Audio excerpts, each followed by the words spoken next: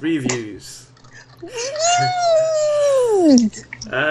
Isha, you watched the Door? I did. I watched The Door on Shudder.com. A good horror platform if you like horror. Shudder. Good film. Good film. Bit budget, but it's good film. Basically, sometimes those budget horrors are on point. Some of them are. They actually are. I did watch one on there. It kind of really freaked me out.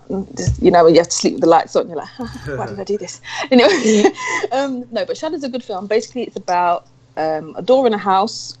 Go into the room. About a door in a house. The room is called. Sorry, the actual film's called The Room, by the way, not The Door. I do apologize. I don't know where I got that from because there is a door and there's a room. Anyway, so the right, the room is in a house. You go through the room. You're in the room and you say what you want most, and the room provides it for you, whether it be money, sandwich, some milk, you know what I mean, anything you desire. And obviously this lovely little young couple, they move into this house, yada yada yada, and they have the kind of quintessential cliche thing where one person, an outsider's like, you didn't know what happened in this house? Someone got killed in the house. Obviously, they're not like hillbillies, but like... Don't go in that house. You know what I mean? Family died in that house. You know what I mean? So, like, the boyfriend, I think, or the husband, whatever, he researches, and basically there was a husband and wife before, and they had a son, and the son murdered both of them. And he's now, in a mental institution. Anyway, so... the story goes on, they find the room, they go in the room, they ask for loads of things, get pissed out of their head, eat, drink, dress up, just have like a complete madness house party in their house kind of thing. And they get a visitor who kind of turns the whole room on its head. Now, when this visitor comes, you're like, they're going to do this cliche thing. And what I did like about this film is that the directors were like, I know people are going to think we're going to do the cliche thing. We're not doing the cliche thing. And you're like, I'm pleasantly surprised. Let me shut my mouth and watch the rest of this film. It's actually really, really good. You know what I mean? So I won't spoil it. If you get a chance to watch it. No, I'll definitely be watching it. Yeah, the only thing I will say is that even though it was a budget film, it's a good budget film, but I just wish it had a little bit more funding behind it, because I think it could have been more sinister, because the story was already fucked up anyway, and it was really, really good. But like, when you just have that kind of like Hereditary funding, and you're like, oh, okay, I'm gonna have nightmares. I don't usually have them. You know what I mean? You know what I mean? So, and if you haven't watched Hereditary, don't watch it. It's terrifying. Anyway, but watch it because it's great. But yeah, so I just wish they had a little bit more budget to give it that bit more oomph. Because the woman who's in it, what's she been in? She's in a lot of other stuff. She's like a kind of almost a well-known actor, and then I think the other guy was a bit of an unknown. But altogether, it was a really, really good film. So I'd give it if I was going to give it something out of Geeks, I would give it like a 3.5 out of 5 Geeks. Nice. Just because of the funding level. I think the funding level would have taken it to the next level of, you know what I mean, of horror. Because at the moment it was just like, this is a really scary thriller kind of thing. But it was a really good story. So if you get to watch it. It's on Shudder. Shudder's really good. And if you want to get Shudder, it's only like £4 or $4.99 a month, or whatever. You know what I mean? So cheap and cheerful. Nice. Watch as many horror films and horror TV shows as well. They don't just have films. They've got podcasts, horror films, horror TV shows, horror podcasts. Did I say that? Horror documentaries. That's what I meant to say. Horror documentaries. It's really, really good. Sweet. So yeah, well done. Shudder. The Room, not the door. The Room. There we go. Oh, The Room. Okay. The Room. Sorry, I hadn't eaten. Go ahead. Well, I'm going to be taking it back I don't want to say a few seconds, I ain't that old. I am, so it's fine. A couple decades? A couple decades. Yeah. It's a few decades for me. Go ahead. I was watching the 1996 The Incredible Hulk animated show. And first of all, it amazes me because I watched that show religiously, and it amazes me how a kid will just watch the same thing over and over again, because I didn't realize at the time that there are only 21 episodes. Oh, really? Yeah, it felt when you're a kid, it feels like it's loads. Millions. I feel like because obviously they would do it once a week, so 21 weeks over and over again. Yeah. But but then when they would have their marathons, I would sit and watch the marathon. This is back in the day when a marathon was a marathon. Like nowadays, that's all they do. It's actually quite irritating because anyway, bygone. So I was watching the show, and the progression is pretty quick, but I really like it. Like, it's a touching show, because nowadays, if you watch the Avengers movies, or if you read comic books these days, he's pretty much embraced being the Hulk. This is back in the day when Bruce Banner was Bruce Banner, when he was trying to find that cure. He did not want to be the Hulk, and the Hulk didn't want to have anything to do with Puny Banner. And there were just like a lot of real touching episodes, which like really, and this is what I miss about cartoons. You don't get this these days. It tugged at the heartstrings. There was this one episode where Bruce, Agent Ross, and Thunderbolt Ross and Talbot came up with this kind of, I don't know, poison to inject the Hulk with. So when they finally injected him, and Ghost Rider was in the episode, by the way, which was a nice cameo. This show had dope cameos. So far, let me quick digress. So far, I've seen Iron Man and Ghost Rider, but I think I've got the Fantastic Four to look forward to.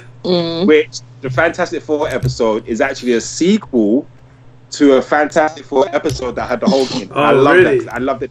Yeah, because there was an episode of Fantastic Four where the Hulk and the Thing got in a fight. And in this episode, I haven't watched it yet recently, but in this episode, Fantastic Four are in it, and the Thing brings up that fight, and then they fight again. But by the end of it, they kind of become like friends, or kind of like rivals. But anyway, in this episode with Ghost Rider, he's injected with this thing that if he goes back to being Bruce Banner from being a Hulk, he will die, and to keep his adrenaline. And you know, Hulk in this cartoon is very babyish. The way he talks is proper. Like you have to speak to him like you're speaking to a child. Hulk, do not go. There was a bit where Betty's crying. She's like, "Go away, Hulk! I don't want to have anything to do with you. You ruin our lives." And he's like, "Betty, sad at Hulk." And then Rick is like, "Yeah, you destroyed our lives. Get away from us. We don't want." And then Hulk got pissed off, like, "No friends," and he starts smashing shit. And then he's like, but he had to burn out. He needed his adrenaline to spike so he could burn out what was in his system. So then when they were like, "Okay, Hulk, we didn't mean it." Oh, they were doing it. He was like, Hulk. They were doing it so like, Hulk.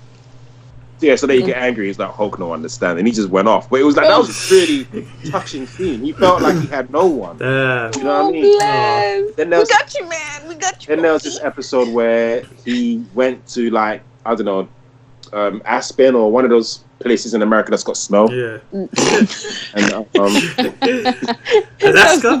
One of those places that got snow.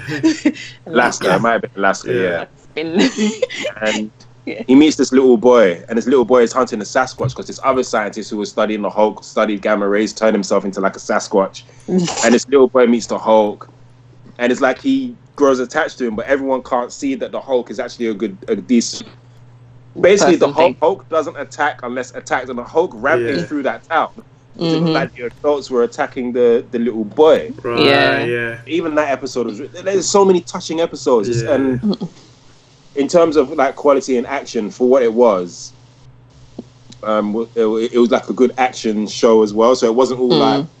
That's what I actually really liked the Marvel cartoons back there, because like I remember saying once on the podcast before, Spider-Man touches on relationships. Had like racial stuff, like those shows back then, sick. And they weren't scared to like talk about that kind of stuff rather than like real stuff. Still be a Saturday movie cartoon, and I respected them for that and appreciate them, because It was. It kind of felt like they made it for our age. When we were, like, because we was in our like early teens, kind of mid-teens, and it kind of felt like they were making it for us, our age group now, so that we could grow up and still like this show, still watch the show and not feel like I'm watching a kids show. I was showing Hey Boo Boo, I was showing her what the new Thundercats cartoon. She's not aware, so I showed her the evolution of Thundercats, and she was like, they turned that into this. You know what I mean? And the Thundercats from our 80s, 90s, and then the early 2000s Thundercats were sick. What they have now, it's like they're really trying to dumb down kids. That's the thing. I find it so insulting. So you know, you people out there, if you want to introduce your kids to a really good show, a really good kid show, which has go back. You know, watch the 90s Hulk cartoon. Also, one thing I liked is when they introduced She-Hulk, which again was early for me. I thought that was like episodes, episode 7. I'm like, what? All right. They introduced She-Hulk. Then she's like, I'm your cousin. And he's like, Hulk not alone. Hulk got family. I was like, do you know what I mean? That was sick.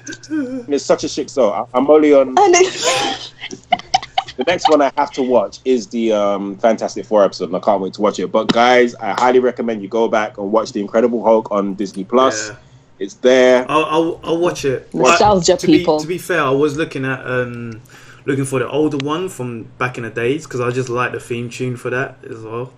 I think it was like in the 60s or 70s they made it. I think it was probably the 70s. What, do you mean the live action? No, the cartoon one. Oh, I don't even think I remember that one. Jeez, back in the days. But yeah, they don't have it on Disney Plus yet. But what I have been watching... But they got Spider-Woman. Yeah, they got Spider-Woman and old school Spider-Man and Spider-Man and his amazing friends. I'm watching those. I can't wait to watch that. Yeah, I'm going to watch those, man. I can't. Introduce me to Iceman. Yeah, I love that stuff. Yeah, for real. But I've been watching we love you, Marvel. On Disney Plus Clone Wars, and I've finally finished watching all of it now. So I've been. That show is mad. That show is mad. Like what Karen was saying with back in like X-Men, and this show isn't scared to kind of show you what war is about in that sense.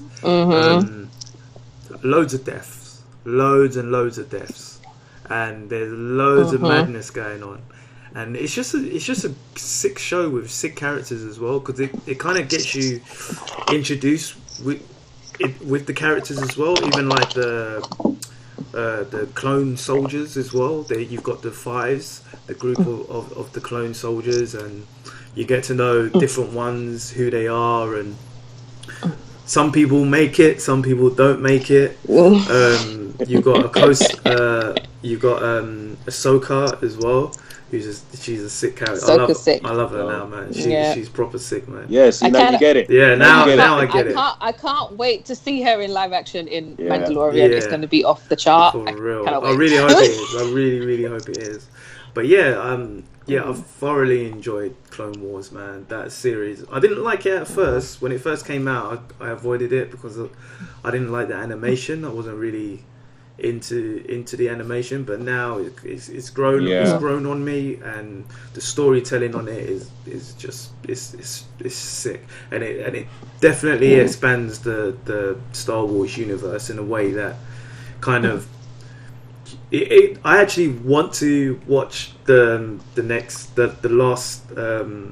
prequel, the return. What was the last one called? What was it called? It was called Revenge of the Sith or something. Yeah. Oh, you mean the prequel movie? The prequel movie, yeah. Oh, I meant the show that takes place after that. I forgot what that one was called. No. Just the last one. I kind of want to watch the first one, the second one as well, actually, just to kind of.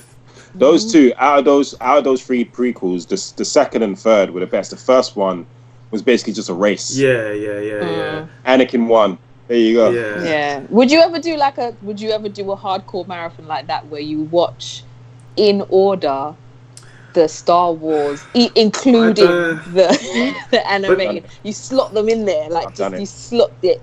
Rogue One, you know what I mean? The thing, what's it? Hands. You just put them all in there. I don't know if I could do that because I didn't like the last three. Like I was really. No. We're not including the last three. Yeah. We're stopping at. You know what I mean? We're stopping at where's the last one? Whichever the last one was, not the other three. You don't need to watch that. Yeah, that's it. Yeah, that's it. Yeah, I don't know because I didn't really like that much. I didn't like the prequels so much as well. So I think that's I'm gonna watch Attack of the Clones and then Revenge of the Sith. I'll watch those two just to kind of fulfill my Clone Wars hunger that I had. Those two are alright, you know. Those two movies are alright. They get a lot of slack. Yeah. They get a lot of slack. Compared to these three movies, well, that's the thing. They're actually better. Yeah, they're a lot better than my beef with them. My beef with them mostly was they were way too political.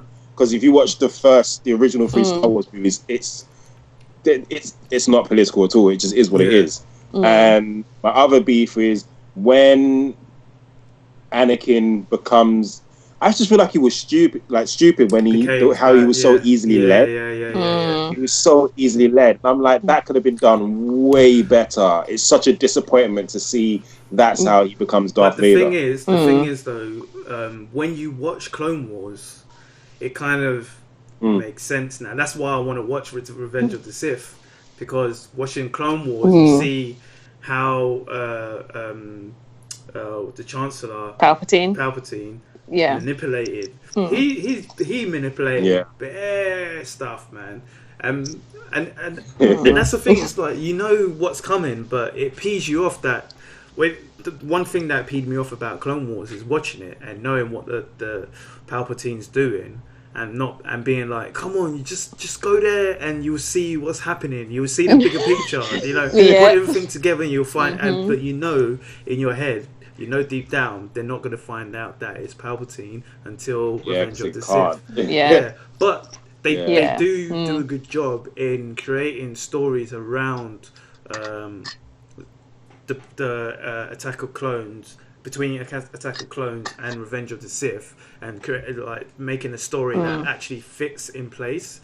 So they done a good job, man. They really done a good job, and they did a good job in expanding the universe as well. Like I actually PlayStation were doing a sale as well, and I brought Star Wars Fallen Order. Yeah, I've seen you on there. Fallen Order. Oh man. I've seen you, man. Yeah, I've got that Star Wars fever at the moment, man.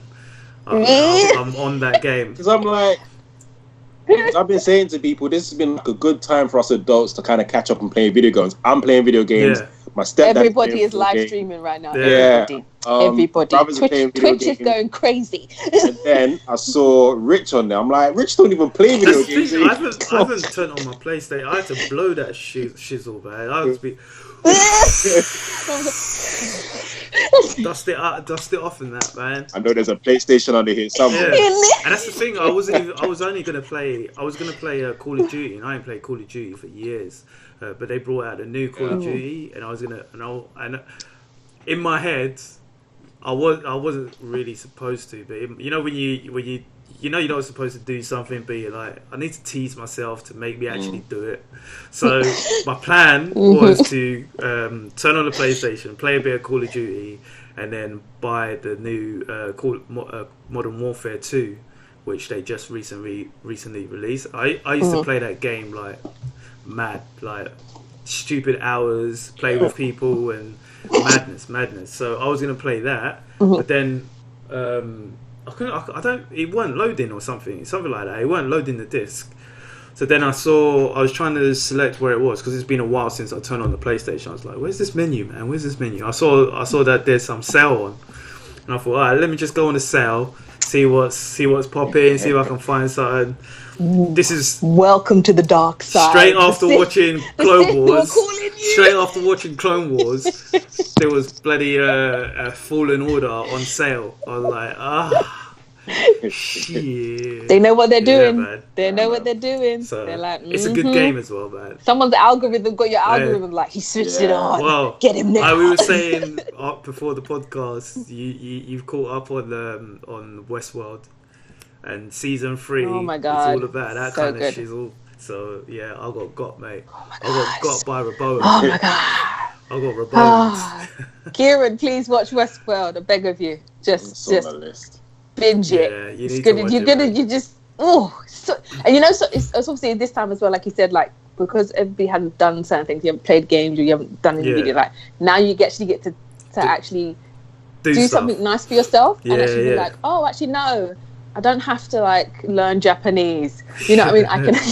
You can if you want to, but like, you know what I mean? It's just like, no, I can actually do something nice for myself. So, boom. You know what? I'm actually gonna watch a series or watch a film or do what I like. You know what I mean? So take a picture of a flower, whatever, from your window because you're supposed to be in your house. But you know what I mean? So it's nice. Do something nice for yourself, people. It's alright. No, we're gonna be here for a minute.